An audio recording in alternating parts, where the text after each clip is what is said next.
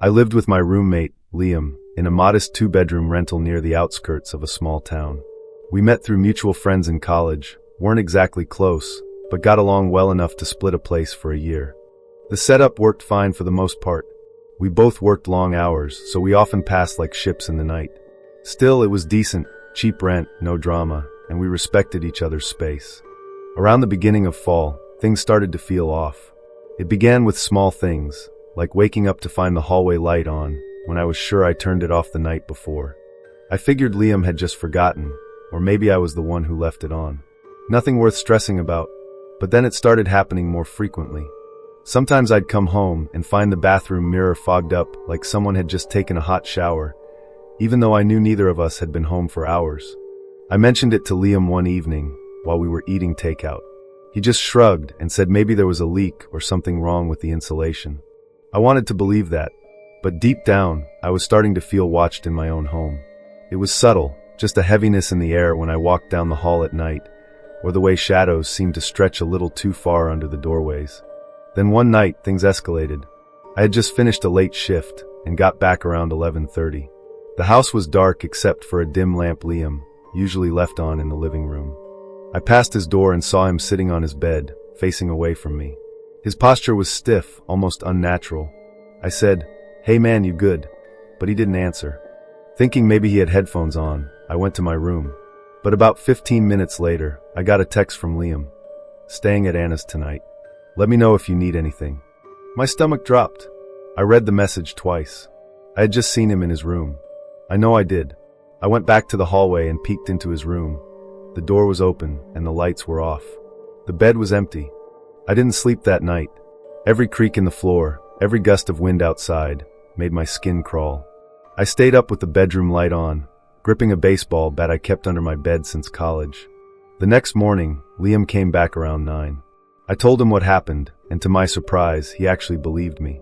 He didn't laugh or brush it off, just stood there quietly and said, "I've been feeling weird in the house too."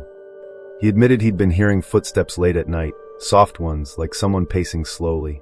But every time he'd get up to check, no one would be there. We decided to install a couple of cheap cameras in the main rooms. One in the living room, one in the hallway. Nothing fancy, just something to ease our minds. For a few days, nothing happened. No strange noises. No lights turning on or off. It was quiet, almost too quiet, like the house was waiting for us to let our guard down. Then, one night while I was reviewing the footage on my phone, I caught something. At 3:12 a.m., the hallway camera flickered, just for a second. When it came back on, the image was tilted like the camera had been nudged. I zoomed in and nearly dropped my phone. There was a figure at the end of the hallway, just standing there, still as a statue. It was hard to make out any details. It looked like a man, but the face was blurred, like the lens couldn't focus on it. I ran to Liam's room and banged on his door. We watched the footage together, both of us silent. He locked his door that night, and so did I. The next morning, we checked all the windows and doors. Nothing was broken. Nothing was unlocked. It was like the figure had vanished into thin air. We considered calling the police, but what would we even say? There was a blurry guy in our hallway on a grainy camera. It didn't seem like something they'd take seriously. That evening, Liam had to work late, so I was home alone. Around 10 p.m., I was watching TV when I heard a soft knock on my bedroom door. I froze. My room's door was closed, and I hadn't heard anyone come in the house. I didn't move for a solid minute, just stared at the door, waiting for another sound. Then the knock came again. Slower this time. Not forceful, almost gentle. I crept toward the door and whispered, "Liam?" No response. I opened it a crack, holding my breath. The hallway was empty, but something wasn't right. The living room light was on now. I had turned it off earlier. I grabbed my phone and texted Liam, "You home?" He replied, "No." Still at work for another hour. That was enough for me. I left the house without even grabbing my shoes. I stood across the street and watched the house for what felt like hours until Liam came home. When I told him what happened, we both agreed we needed to get out. We started looking for new places that same week, but our lease wasn't up for another 2 months. We tried to stay elsewhere when we could, crashed on friends' couches, stayed with family. But some nights, we still had to sleep there. The last straw came about a week later. I was alone again, packing up some boxes when I heard shuffling upstairs. I was the only one home. I crept up the staircase, each step groaning under my weight. When I reached the top, the door to the attic was wide open. We never opened that door. In fact, I forgot it even existed. I stood there, staring into the darkness beyond the threshold, heart pounding. Then I saw it, a pale hand, just barely visible at the edge of the attic opening. I didn't wait to see what it was attached to. I sprinted out the front door and didn't look back. That night, Liam and I agreed to break the lease. We didn't care about the penalty. We moved out by the end of the week. We never found out who or what was in that house. None of the footage ever captured anything that made sense. Sometimes I still wonder if we were just paranoid, or if we got lucky that whatever was in there never made it past the hallway.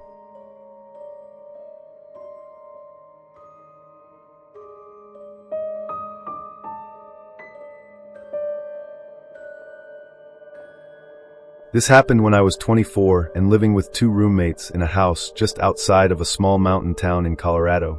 The 3 of us weren't friends originally. We just ended up renting the same place after finding each other in a housing group online. It was a decent little house. Nothing fancy, but it had a fenced-in yard, a fireplace, and just enough space for 3 guys to coexist without driving each other crazy. Rent was reasonable because it was on the edge of town, surrounded by pine forest and dirt roads. For the first 8 or 9 months, everything was fine.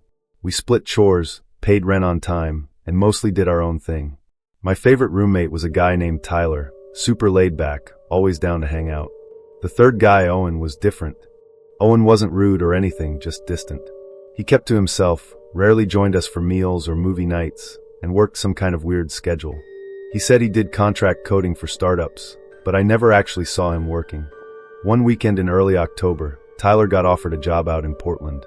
He packed up fast and left within a week. That left just me and Owen. And as soon as Tyler left, the vibe of the house completely changed. I hadn't realized how much Tyler's presence had balanced things out.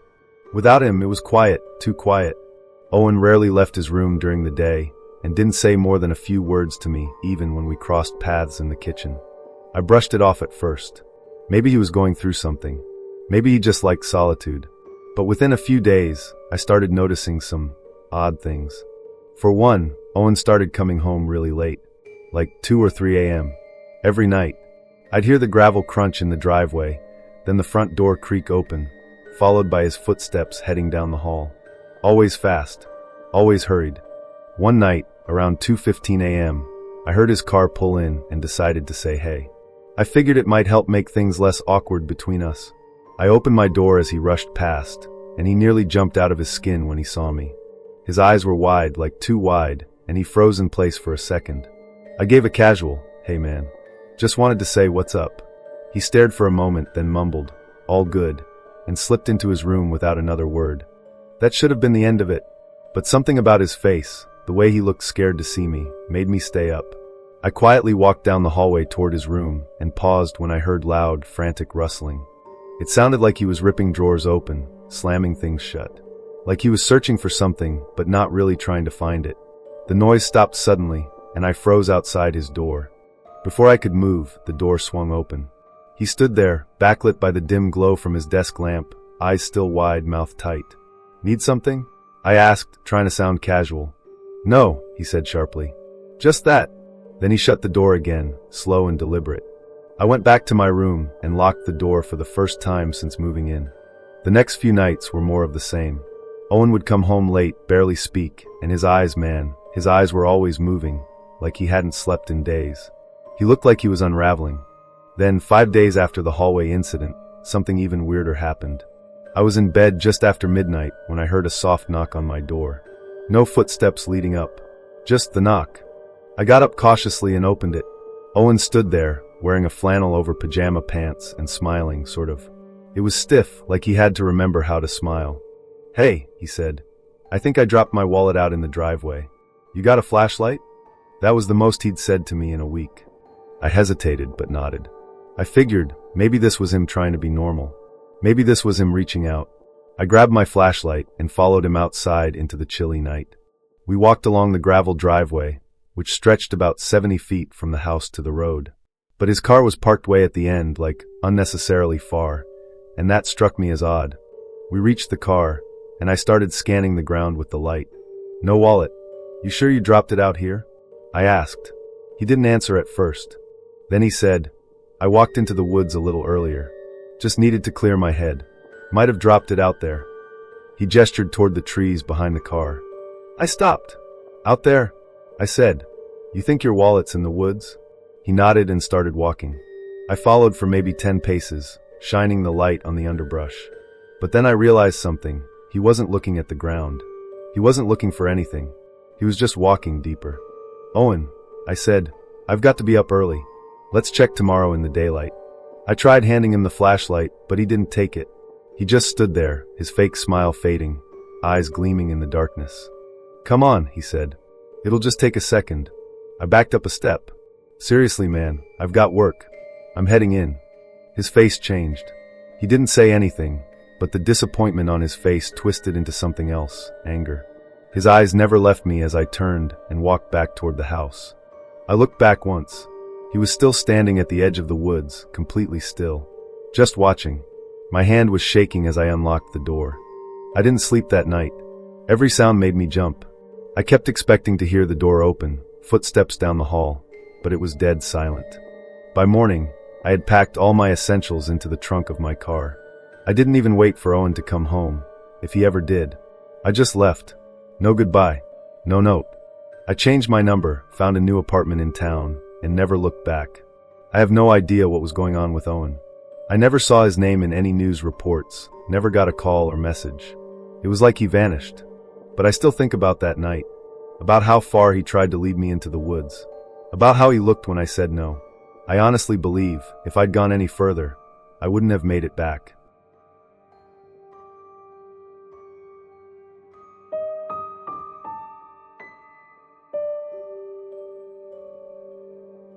In 2016, when I was 24, I used an app called Flatfinders to search for a roommate. Back then, it was one of the more trusted platforms. Reviews, photos, even ID verification, it all felt safe enough. I had just moved into a 2-bedroom apartment in a quiet part of Green Ridge, a sleepy town where everyone kept to themselves. Rent wasn't cheap, so splitting the cost made the most sense. I listed the spare room with pictures and details, asking for someone in their 20s, ideally a student or young professional. It didn't take long for someone named Elise to reach out. She said she was 25, worked part-time at a bookstore, and had recently left a long-term lease due to noisy neighbors. She seemed polite, easy to talk to, and even shared similar hobbies. It sounded like a perfect match. Elise came by for a walkthrough that weekend.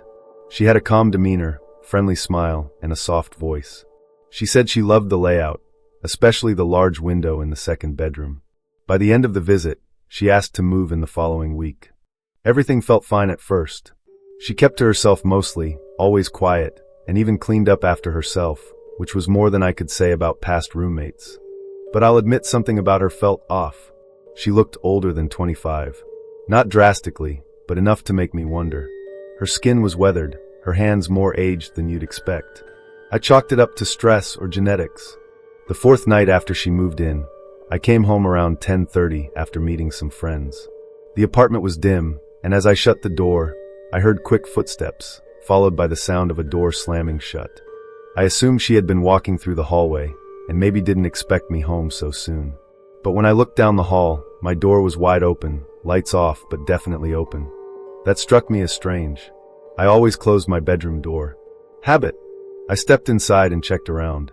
Nothing looked touched, but the air felt different, like someone had just been there. I closed my door, tried to shake it off, and watched TV for a bit. Elise didn't make a sound the entire night. Not a creak. Nothing. It was like she'd vanished behind her door. An hour later, while scrolling through my phone, I noticed a shadow under my door. A pair of feet, just standing there. Still. Elise. I called, instantly alert. No answer. The shadow didn't move. It stood there like it was waiting for something. I raised my voice slightly. Is everything okay? A few seconds passed before the shadow finally turned and walked away. Then came the soft thud of her door shutting. That night, I locked my door. Something in my chest told me it was more than just odd behavior. It felt calculated. Watching me. Testing something. The next morning, she was in the kitchen making tea. She greeted me with a smile like nothing happened. I casually mentioned hearing something weird last night. She didn't blink. Just said she hadn't slept well and might have walked around for a minute. That was all she offered. No apology. No explanation. Later that day, while at work, I couldn't stop thinking about it. The way she stood silently by my door. The way her eyes never fully matched her smile. That night, I got home a little earlier, around 9:45. The apartment was completely dark. Her bedroom door was closed and no lights were on. I kept things quiet, changed into pajamas, and started a video call with a friend. Everything felt normal again, until I got into the shower. Halfway through, I heard a creak outside the bathroom. I paused the water and listened. Silence. I figured it was just pipes or the old floor settling. But when I stepped out wrapped in a towel, my bedroom door was open again. This time I was sure I'd locked it. Positive. My stomach sank. I walked quickly to the hallway, still no sound from Elisa's room. Nothing at all. I shut and locked the door again, but I couldn't relax. My brain kept running through possibilities. Did she come in? Why? Was she trying to scare me? I stayed up for another hour, scrolling aimlessly, glancing at the door every few seconds. Then I finally turned off the lights and laid down, facing the wall. I don't know how long I slept, but something made me stir, a cold feeling like someone staring at me. I rolled over, and the door was cracked open again. Only this time it was worse. A sliver of hallway light spilled into the room, and through it, I could see a silhouette. Someone was standing just behind the doorframe. I couldn't move, couldn't breathe. My voice was caught in my throat. Elise. I managed to whisper. No reply. She stepped inside, slowly, like gliding. I couldn't see her face fully, but I could make out her eyes, wide, glassy, unblinking. She stared at me for several seconds, then took another step forward. Her face was expressionless. Not angry, not sad, just hollow. I sat up, heart thundering, and reached for my phone. Before I could unlock it, she turned and sprinted out of the room. I heard her bedroom door slam shut again. That was it. I grabbed my bag, my car keys, and ran barefoot to my car. I didn't stop until I was parked outside a 24-hour diner downtown. I called the police. I didn't know what to even say at first, just that my roommate was acting unstable, possibly dangerous. Officers met me at the apartment 20 minutes later. We knocked, but Elise didn't answer. When they entered with my permission, her room was half empty. Clothes were gone. Drawers cleared. She'd left sometime between me running out and the cops arriving. They couldn't track her. Her phone number wasn't registered to any real name. I checked the rental app. Her profile was gone. Deleted. Like she never existed. The ID she sent when signing the lease turned out to be fake. A detective told me there were similar reports across nearby towns. Women using aliases to move in with strangers, then vanishing without a trace. I never saw Elise again. Never heard from her. Never figured out who she was or what she wanted. To this day, I still think about those nights. The silence, the stares, the way she watched from the shadows, like she was waiting for the right moment to do something worse.